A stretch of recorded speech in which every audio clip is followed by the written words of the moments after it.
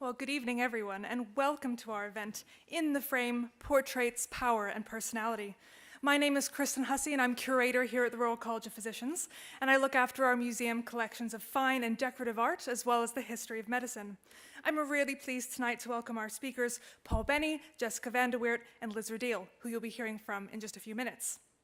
Now, before we get started, I have two tasks, one which is somewhat easier than the other. The first is to do some items of general housekeeping, and the other is to give you a brief historical foundation to the college's portrait collection in 5 minutes. So, let you decide which one of those is easier. To the housekeeping, this event is being filmed this evening, which means we can share it more widely with the public and as well as our members and fellows who couldn't be here this evening. If you're a lover of social media like I am, please do tweet along. It's at RCP Museum for our Twitter, and the hashtag is InTheFrame. So the Royal College of Physicians is home to a nationally significant collection of portraits, which take the form of oil paintings, busts, prints, miniatures, and even medals. Today we hold about 250 portrait paintings, of which 150 can be seen displayed around this building and also in the houses which are just across the road. These portraits are closely connected with the college's own sense of identity, reflecting key individuals across its history, telling the story of the college's development, but also that of medicine and arguably the history of British society more widely. The practice of collecting portraits actually predates the college itself, which is pretty impressive, given the College of Physicians is 500 years old. So we know it starts from at least the 13th century, when monarchs in particular began to develop collections with images of their family lines, which underlined their own authority. Indeed, one could argue that the Royal College has been doing essentially the same thing since about 1518. So as a curator, I find the portrait collection incredibly important, because to me it shows there has never been such a thing as some disembodied, all-knowing College of Physicians. The college recommends this, the college wants that. The college has always been collegiate, that is, defined by the individuals who make it up, its members and its fellows.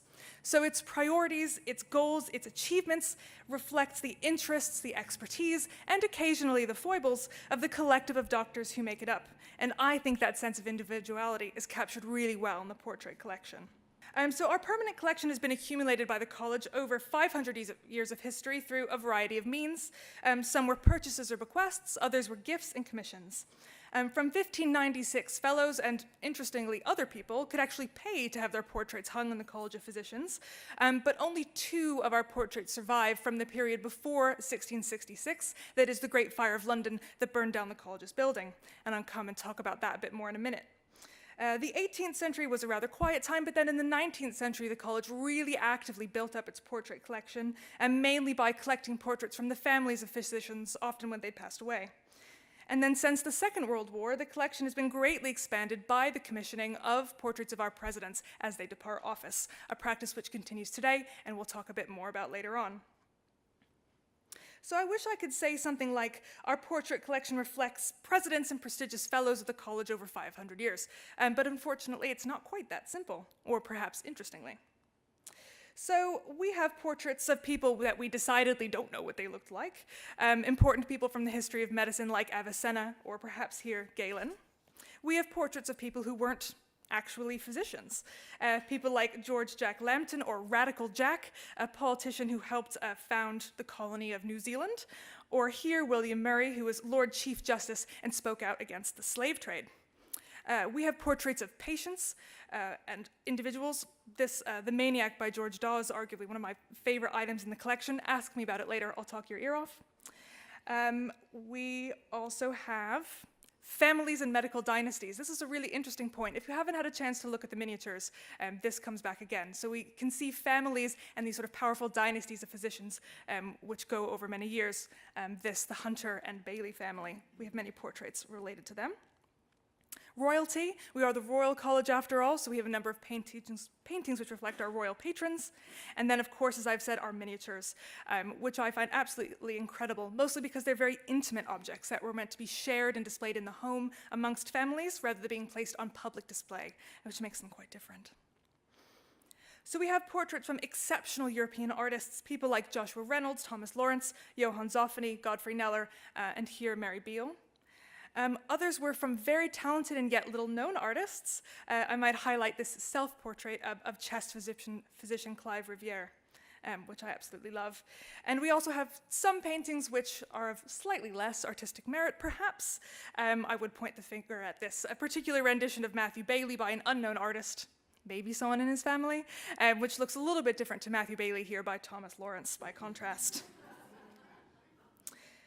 So tonight we're here to talk more about portraiture today, or issues relevant to portraiture today, and I think it's actually really appropriate to run this event alongside our current exhibition, which is called Ceaseless Motion, William Harvey's Experiments in Circulation.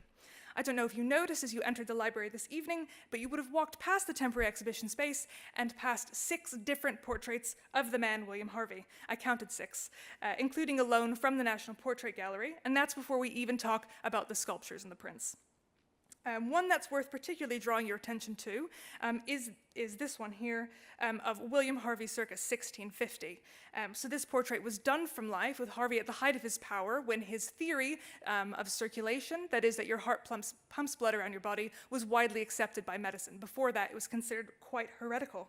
It usually lives here in the library, in the place currently occupied by Hans Sloane, and therefore presides over most of our ceremonies as we welcome new members and fellows.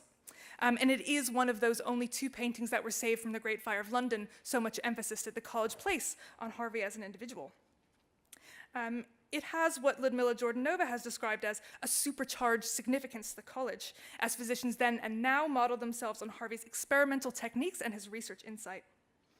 I think it's interesting as well that many of our portraits of Harvey were produced at a much later date than Harvey's lifetime, including this imagined scene of Harvey presenting his theory of circulation to Charles I, which dates to the mid-Victorian period. So these later returns to Harvey as a subject attest to what we would call the rhetorical usefulness of a figure like Harvey, particularly in the Victorian era when doctors were trying to separate out religion from science. So, why has the college been commissioning portraits throughout its very long history? I think perhaps Ludmilla Jordanova says it best and most accurately when she says, the desire to create a visible heritage, to encourage respect and admiration, and to emulate other august bodies are certainly factors. Power, wealth, and royal connections sometimes underpin a high medical reputation and prompted the production of a likeness.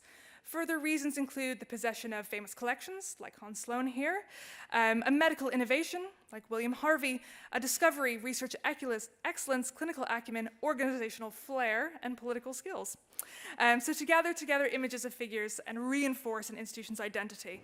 This is actually from a book the college has published this year to celebrate its anniversary. It's excellent. If you're interested, I would recommend buying it. So my last observation then, which is perhaps most relevant to our presidential commissions, is the fact that this is something the college has been doing since after the Second World War.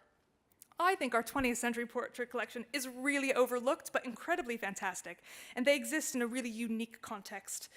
They were not made for their families, not made for consumption at home. They don't celebrate their prowess in collection, but they're commissioned specifically for their contribution to this organization. Here we see Charles Dodd depicted very much at work in almost mid-conversation. He was a biochemist by trade, and in his hand we see he's holding the synthetic estrogen that he actually isolated. We also have Sir George Alberti's presidential portrait, complete with classic backpack, is how easy to notice it, a testament to his love of hill walking. And finally, we have Dame Carol Black by Jeff Stultians, shown rather unusually with very few references to the college itself, or actually to her profession at all. A very purposeful defiance of some of the masculine idioms which dominate portraits of earlier periods in our collection. So of course, as the college changes, so too do its portraits. Today's college, and indeed the world of medicine, is very, very different than the historic portraits of the 17th, 18th, and 19th centuries. It's more dynamic, more diverse, and more innovative, and also coping with new challenges, both in the medical field, but also in the way that we portray people in portraits, issues particularly around gender and ethnicity. I'm just about to finish, but we've had some quite exciting news come up that I wanted to share with you, and that is that we have actually now formally acquired this portrait you see here in front of you of Professor Everest Nejsalny, whose name I can always pronounce really terribly, who's a fantastic physician who used to work for the World Health Organization and has been integral in setting up the East Central South African College of Physicians and is an esteemed fellow of this college as well. So at this point now, I pass it over to the experts. I will leave you in my colleague Natalie's capable hands, and I hope you have a wonderful evening.